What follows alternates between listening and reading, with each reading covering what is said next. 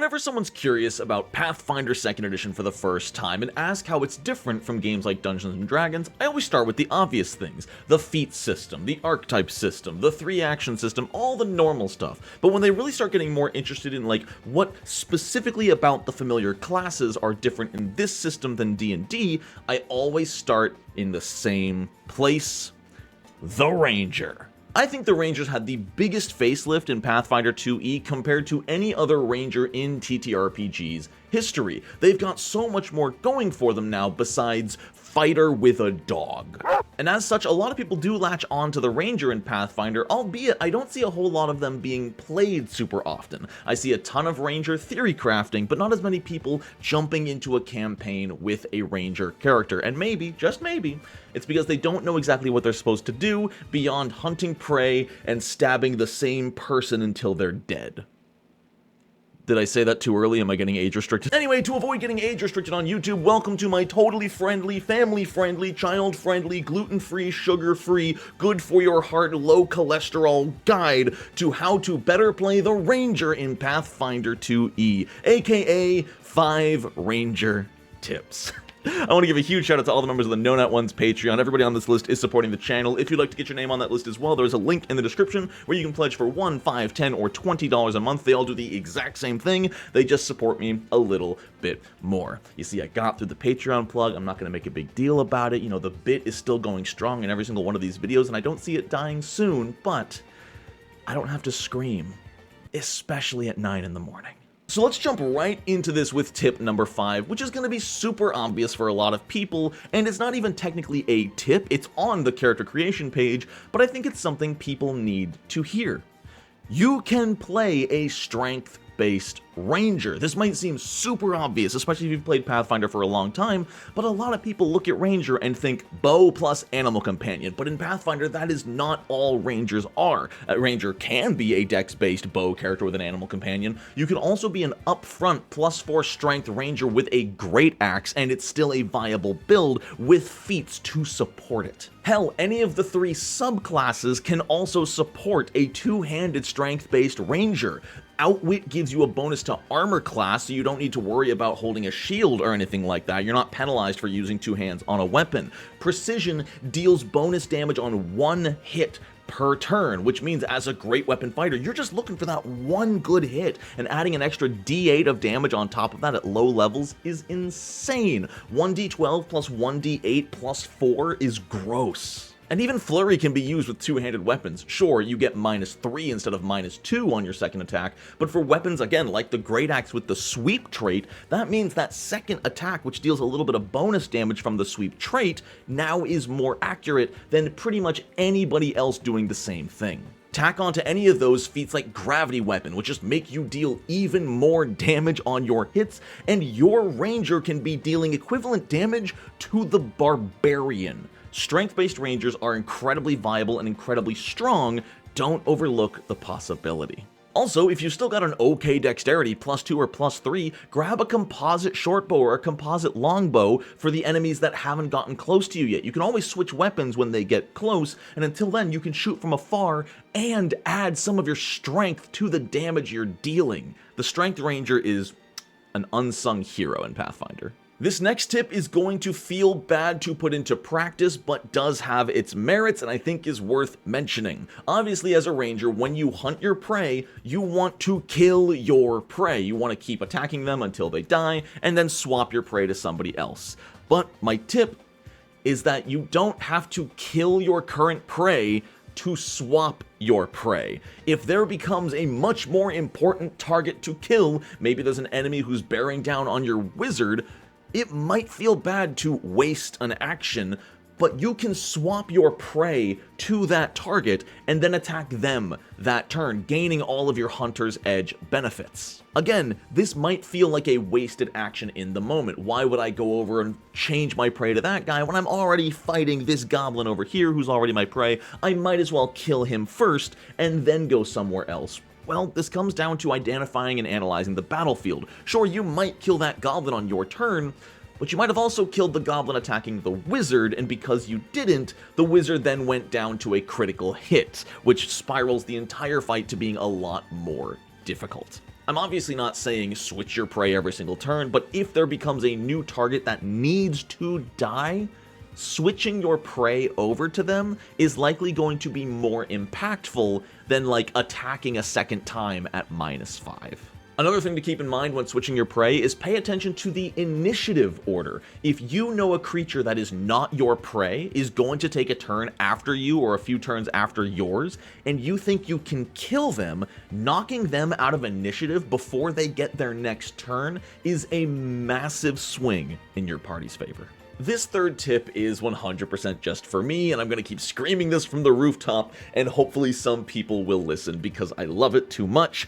Don't sleep on the Monster Hunter feats. Monster Hunter Rangers are incredible because they're effectively really smart pseudo-bards. If you're unaware, there's a few feats for the ranger that allows them to, when they critically succeed at recalling knowledge on a creature, grants a +1 status bonus to all allies' next attack roll against that creature. That's an important thing to point out. It's their next attack roll with no duration. So if you identify a creature like this, you give everybody that attack bonus. It doesn't matter if they don't attack them for 3 turns. If 3 rounds later they attack that creature, they get that +1. Same thing applies to the +1 to armor class and saving throws against that creature you get from a higher level feat.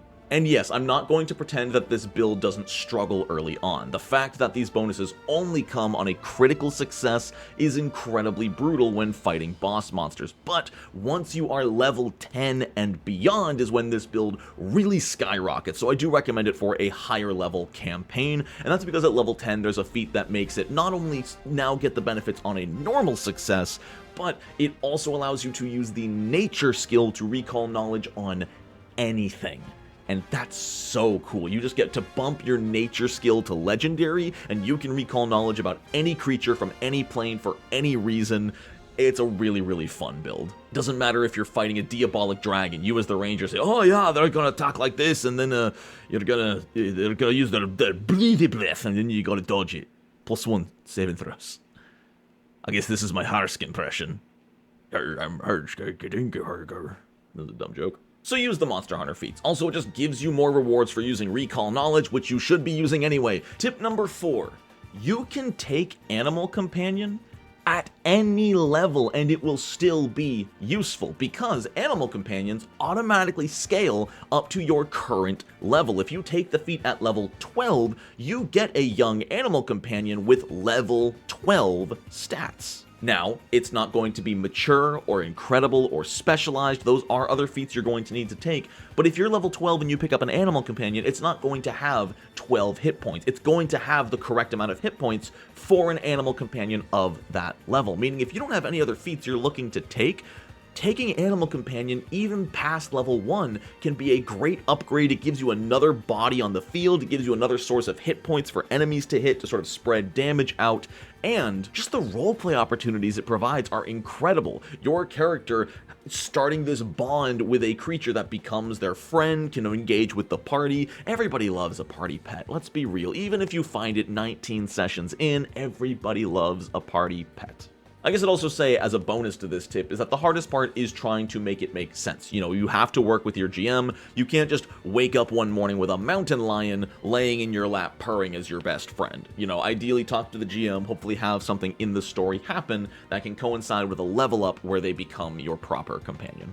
And tip number 5, it's not the strongest tip, and it only applies to ranged rangers, which is a very strange phrase. But it's on here purely because it's funny and it makes the brain monkeys happy. Don't forget that when you have hunted your prey, you take no penalties for firing from your weapon's second ranged increment. Meaning, if you have a short bow, you can shoot from up to 120 feet away at no penalty to your hunted prey. And, more importantly, with a long bow, you can shoot your hunted prey from 200 feet away. And keep in mind, hunt prey has no range. You just have to be able to see or hear the target. So as long as they are within line of sight for you to shoot from 200 feet away, you can shoot your prey, they go down, cool, switch to somebody else, start shooting them, and you're 200 feet away. Your GM's not even going to be able to put you on the battle map. You're going to be on the bookshelf. And this gets even better at level 4 if you take the feat Far Shot, which doubles your weapon's range increments, which means at level 4, a ranger with a longbow shooting their hunted prey can fire from 400 feet away at no penalty. You take a flurry ranger, you shove a longbow into their hands, and you get them with Far Shot, stick them 350, 400 feet away from the battlefield, they are just artillery. No enemy is going to be able to reach you. Even if an enemy has like a 40-foot move speed, it would take them 10 actions of doing nothing but running just to reach you, and that's assuming your party has no way to slow them down. You are just an artillery, an arbalest, a catapult, a man with a bowstring, and you are just peppering enemies non-stop. And I've never seen that in play, and I really want to. So next time you're thinking about playing a ranger, either consider going with a strength-based ranger who really wants to get in there, pump up their damage, and chunk harder than some barbarians, or throw a long-range weapon in your hand, get Far Shot, and just stand as far away from combat as possible. Just dump your constitution at that point. You're not taking hits unless you get ambushed. Just, you know, don't get ambushed. And there you have it, 5 tips to help you play the Ranger. It's such a cool class, it's so different from any other iteration of the Ranger I've ever seen, and as always, my outro is struggling. I want to hear from y'all in the comments, all of your different Ranger tips that you think I glossed over or didn't hit hard enough. I love hearing from y'all. Thank you for all the support on these videos so far. As of my recording of this, the Cleric video just went up, and y'all are really, really enjoying it, and I appreciate all the support, all the kind words. It's been really, really cool. I'm glad to hear y'all are loving No Nut November. I'm ready to just hunker down, kill it. The next few days are just going to be pumping videos for me. I want to get a little bit ahead so that I can take a nap someday, but until then, we're scripting, we're recording, we're editing, we are uploading, and we are making sure y'all are having a damn good month. That is it from me. One more huge shout out to all the members of the No Nut One's Patreon. If you would like to get on that list, link right in the description. Thank you all so much. Life's feeling good.